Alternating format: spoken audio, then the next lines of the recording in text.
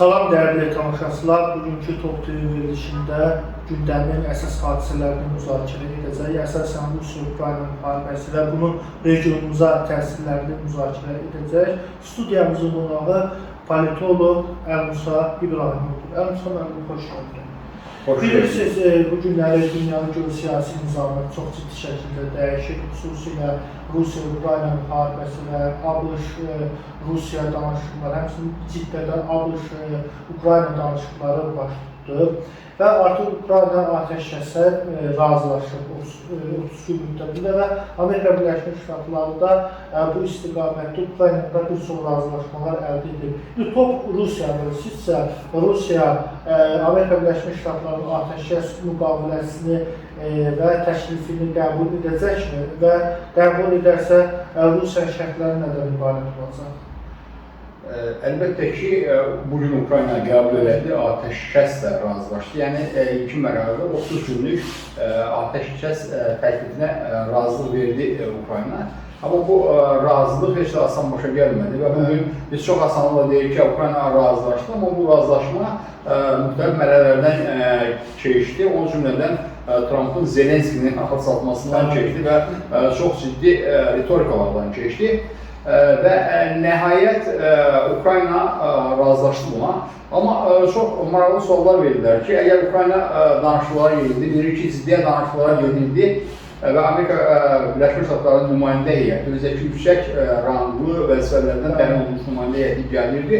Amma dünən danışıqlar başlamağına bir neçə saat qalmış, Ukrayna Rusiyaya çox ciddi drone hücumu elədi və 300-dən artıq drone hücumu elədi və bu təsadüfi idi, yoxsa müharibənin gedişi idi. Mən hesab edəmirəm təsadüfi idi, heç müharibənin gedişi də deyildi. Ona görə ki, bu vaxta qədər Ukrayna drone hücumları edildi Rusiya, amma bu göndərdiyi dronların sayı 100-dən yuxarı qalxmırdı. Təsadüfən artıq 120-130 oldu, amma dünən birdən-birə görüş ərəfəsində 300-dən artıq, hətta 340 dənə Rusiya tərəfindən vurulan dronların sayı idi. Amma bu sayı əlbəttə ki, olduqca çox olub ki, Rusiya 340-ını, 322-sinə vura bilir. Rusiya cavab verəcək.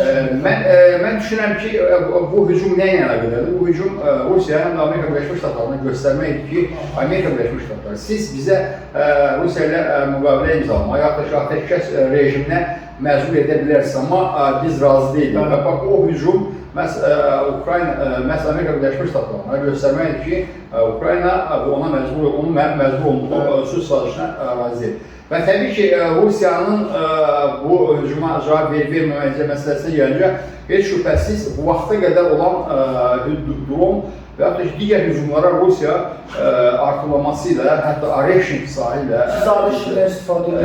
cavab verib. Və bu dəfədə gözlənilən odur ki, Rusiya cavab verməlidir və eyni zamanda Rusiya Dövlət Dumasında müzakirələr zamanı, bu məsələnin müzakirələr zamanı dövlətlər və hərbçilərə tələb olunub ki, dövlət rəhbərindən və hərbçilərə tələb olunub ki, bu Areşikdən istifadə olunsun. Çünki Rusiyanın təhlükəsizliyi ciddi təhdid altındaydı.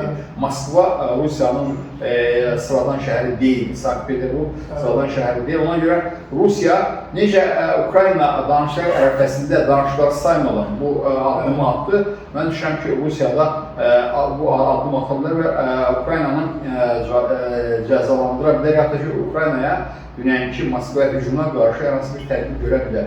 Amma qeyd etdiyim kimi, bu da həm Rusiyada, həm Amerika Birləşmiş Ştatlarından asılı ola bilər. Ola bilər ki, Amerika Birləşmiş Ştatları Rusiyadan eskalasiyanı qaldırmamaq üçün Rusiyadan xahiş edə bilər, yaxud da müraciət edə bilər ki, cavab atəşindən geri dönsün. Amma Rusiya bunu qəbul edəcəkmi, etməyəcəkmi, o sual altındadır. İstənilən halda danışıqlar prosesi gedir. İstənilən halda qeyd etdiyimiz kimi qayıdırıq biz yenə atəşkəsə, 30 günlük atəşkəsə Ukraynanın razı olmasına.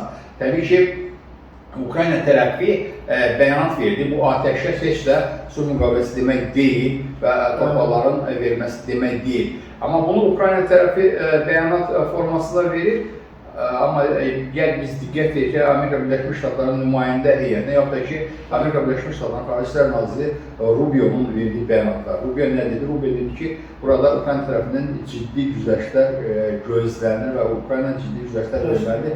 Hətta Rusiyanın işğal etdiyi torpaqlar, ya da Rusiyada əldə olan torpaqlar Rusiyanın əlində qala bilər. Bir də bu istiqamətdə bəyanatlar verilib. Bu bəyanatlarda nəyə hesablanıb? Ona hesablanıb ki, Ukraynanın artıq gələcək güzəştlərə hazırlanır. Sizcə bu indiki, əgər Rusiya indiki torpaqları nəzarətlə saxlasa, atəşkəs 30 gün müddətində qüvvədə qalsa, 30 gündən sonra prosesləri hansı istiqamətdə gedə bilər? Rusiya ümumiyyətlə bu müharibədən qalib çıxacaq mı?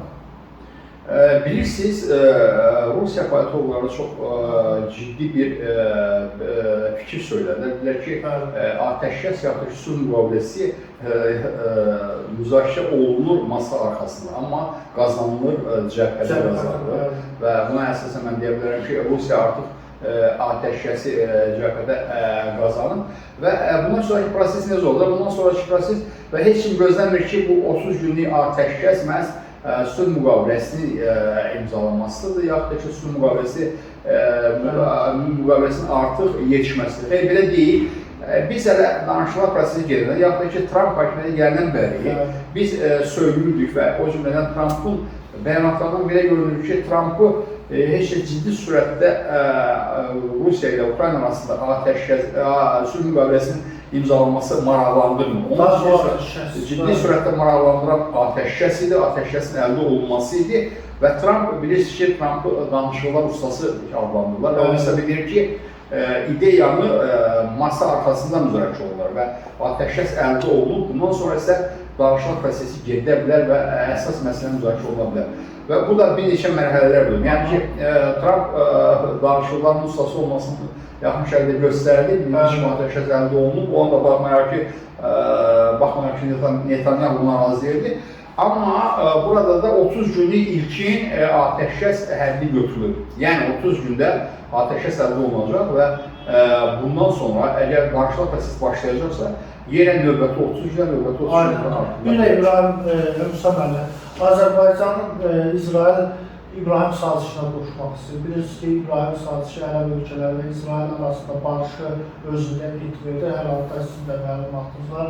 İsrail Knessetində bu istiqamətdə danışıqlar gedir və Amerika Prezidenti Donald Trumpa da müraciət ünvanlanacaq. Azərbaycan, ABŞ, İsrail strateji tərəfdaşlığı bağlansın və Azərbaycan da bura Özbəkistan, Qazaxıstan da daxildir. Sizsə Azərbaycanın İbrahim sazişinə qoşulması Azərbaycanın maraqlarına cavab verirmi və Donald Trump İsrail ravillərinin, İsrail baş hökumətinin ABŞ, İsrail, Azərbaycan tərəfdaşlığının qurulması mümkündürmü? Mən hesab edirəm ki, ümumiyyətlə Azərbaycanın İsraillə münasibətlərinin inkişaf etməsi və işlərinin güclənməsi artıq özünün hər iki dövlətdə faydalı olduğunu sübut edib. Yəni Azərbaycan bu əməkdaşlıqdan 44 günlük İkinci Qarabağ savaşı zamanı istifadə elədi və mən bəzən bizdə Azərbaycan İsraillə çox yaxın olmaqda günahlandırırlar ki və iddia edirlər ki, İsrail Azərbaycan silah verib amma pulla alır. Amma yadınıza salaq 44 günlük müharibəni biz əlimizdə pul, silah axtardı və heç bir dövlət, heç bir kimsə yaxın durub pul vermədi. Elə İsrail bizə pulla satsa belə irəli keçdi, satdı və biz o silahlar vasitəsilə ciddi qələbələr qazandıq. Və Azərbaycanın bu dəqiqə İsraillə çox yüksək səviyyəli münasibətləri var. Amma mən hesab edirəm ki, Azərbaycanın İbrahim sazişinə qoşulmasından daha çox İsraillə yeni formatda müasir münasibətlər yaratmağı daha faydalı ola bilər. Ona görə ki, İbrahim sazişinin mərkəzində, məğzində nə dayanırdı? Məzmunu nədən ibarətdir? İbrahim sazişi əsasən Trump tərəfindən İsrail ilə ərəb ölkələri arasında münasibətlərin inkişaf etdirilməsinə istiqamətlənmişdir.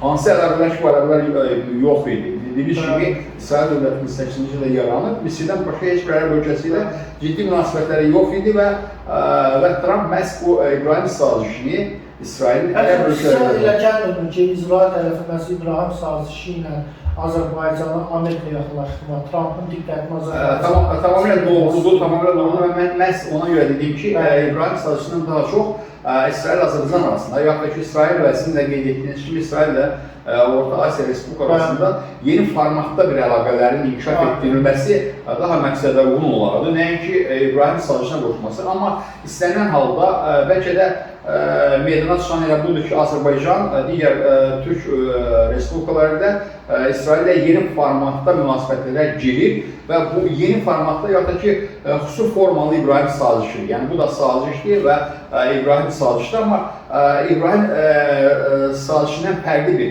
saziş var. Ona görə qeyd etdiyim kimi, məhz İbrahim sazişi Trumpın irəli sürdüyü ideyadır və məqsədi İsrail və ərəb ölkələrə yaxınlaşdırmaqdan ibarətdir. Amma Azərbaycan onsuz da İsrailə yaxındır və digər ölkələrdə yaxındır və mən hesab edirəm ki, bu günləri Azərbaycan-İsrail münasibəti o İbrahim sazişindən daxil olan ölkələrin münasibətlərindən daha yüksək səviyyədədir və bunu əlbəttə ki, daha da inkişaf etmək qeyd etdiyim kimi, həm Azərbaycanın, həm də ki, İsrailin mənafeyinə xidmət edir. O cümlədən digər Türk dövlətlərini, yaxud da ki, Orta Asiya Respublikalarını Azərbaycanla birlikdə. Amerika Birləşmiş, əgər bu münasibətlər alınsa, ABŞ, Azərbaycan, İsrail strateji tərəfdaşlığı, ABŞ-ın Azərbaycana qarşı tətbiq etdiyi 9-7-ci düzəliş aradan qaldırırlarmı? Azərbaycan da məhz istədiyi budur. Mən hesab edirəm ki, heç o saziş orta gəlmədən, yaxud da ki, imzalanmadan belə artıq Azərbaycan tərəfi İsraillə bir yerdə bu sazişin ləğv olması istiqamətində addımlar atır və mən hesab edirəm ki, o qeyd etdiyimiz Azərbaycan İbrahim sazişinə qoşulmazdan əvvəl belə bu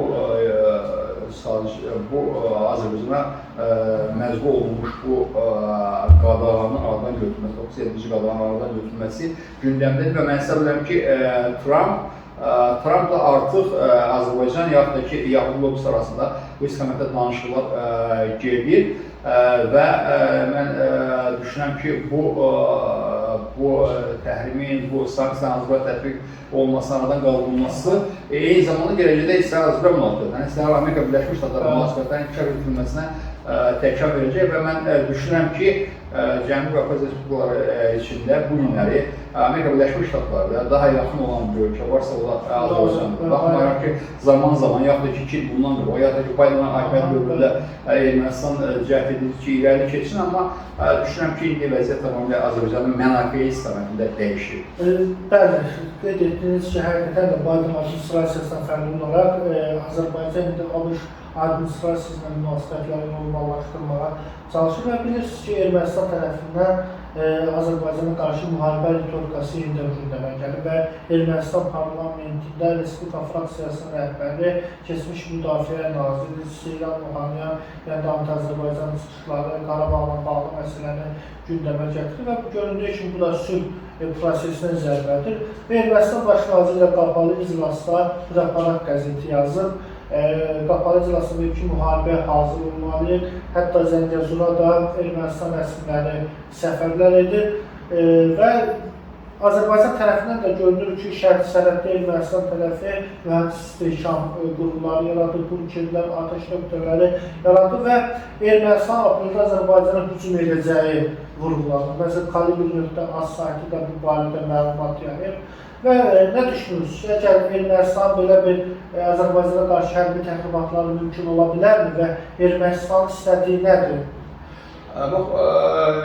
Görürsünüz, həm Ermənistan, həm Azərbaycan bir-birinə hücum etməkdə edəcəkdə, yaxın gələcəkdə edəcəkdə günahlandırır. Amma gəlin baxaq görək ki, müharibəyə daha ciddi sürətlə hazırlaşan kimdir? Əgər müharibə hazırlaşan kimdirsə, o müharibənin də başlayan olacaq. Təbii ki, Ermənistan son günlərdə, son aylarda həm Fransadan, Hindistanın və digər ölkələrdən aldığı silah hesabına, həm də ki, qeyd etdiyiniz mühəndis istehkam qurumlarının qurulması hesabına görür ki, Azərbaycana ciddi şəkildə Azərbaycan hücum planlaşdırır və Kalibr verdiyi informasiyaya görə aprel-iyun aylarında Azərbaycana qarşı təxribat, hücum gözlənir. Hərbi səfərbərlik olub. Hərbi səfərbərlik olub və hərbçilərin hərbi səfərbərliyi də olub. Bu da ki, müddətindən daha artıq vaxtda təsadüf edir və bütün bunlara Ermənistanın həqiqətən Azərbaycana qarşı hücuma keçməsi, hücum edəcəyini planlaşdırdığı haqqında deməyə əsas verir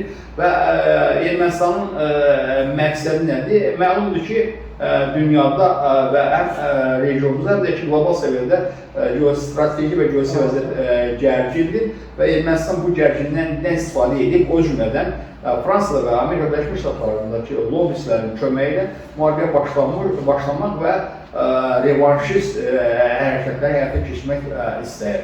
Amma Azərbaycanın artıq bu barədə məlumatları var və Azərbaycan da öz müdafiəsini, o cümlədən lazım gəlirsə hücum vəziyyətini genişləndirir və lazım olan tədbirləri görür. O cümlədən həm qeyd etdiyimiz İsrail və o cümlədən Türkiyə ilə birlikdə.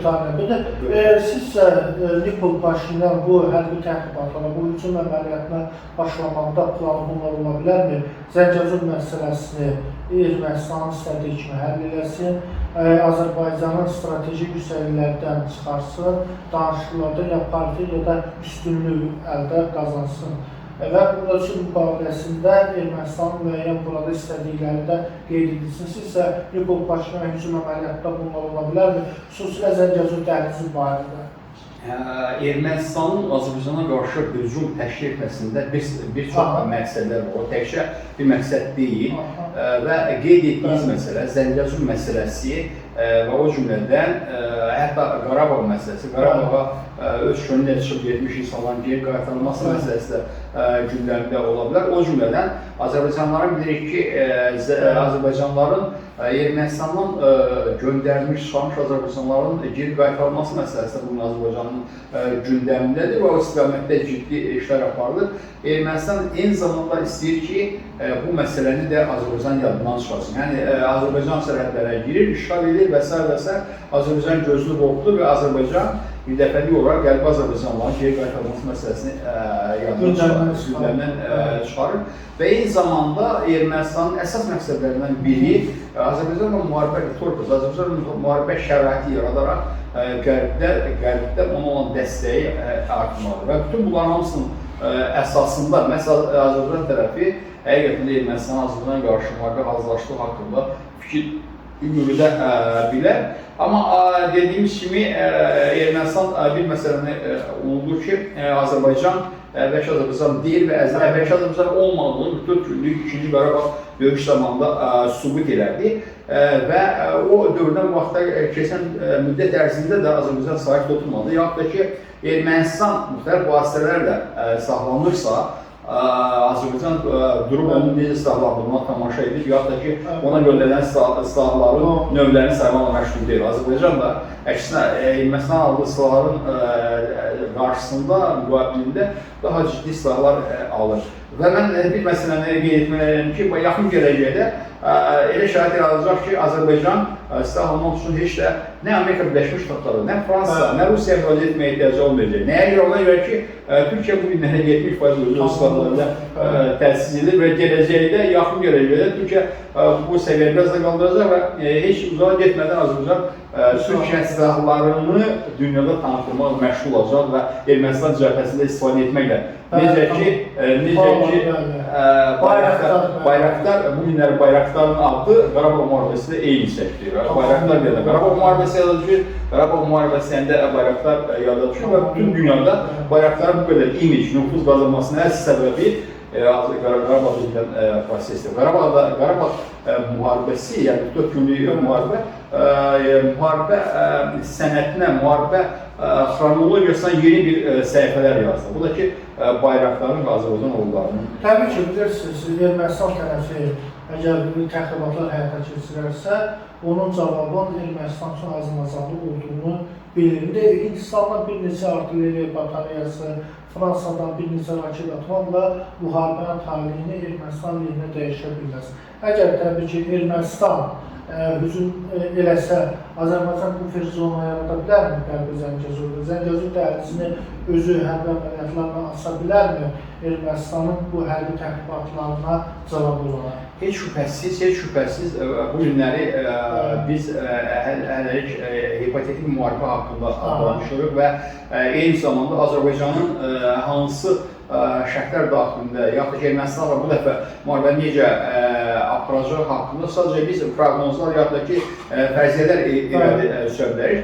Və mən hesab edirəm ki, siz də doğru olaraq qeyd edirsiniz ki, bu müharibə, əgər müharibə Ermənistan buna cürət edərsə, qalxarsa, 40 günlük müharibədə tamamilə fərqli müharibə olacaq və Ermənistanın ərazisinin ciddi hissəsinin itirilməsi də səbəb olacaq və bu ərazidə məhz tampon bölgə, yaxud da ki, təhlükəsiz zona və s. adamlarla məşğul olacaq. Digər tərəfdən də müharibənin necə baş verəcək, hansı şərtlər daxilində bitəcəyi haqqında fikir söyləmək qabaqsa qədər çətindir. Rusiya-Ukrayna müharibəsi haqqında biz heç nə deyə bilmirik, yaxud da ki, verdiyimiz proqnozların çoxu da doğru. Çünki Rusiya-Ukrayna müharibəsi bir də oradakı gedişatında bizim regiona, Ermənistan-Azərbaycan məsələsinə böyük təsirləri də var. Amma bir fikir bildirə bilərəm ki, əgər Ermənistan yenidən cürət edərsə, Azərbaycanla müharibə qalxarsa, bu onun üçün heç gözləmədiyi qədər ağılsılmaz və gözlənilməz nəticələr verəcək. Aydın, təşəkkür edirəm, çox sağ olun.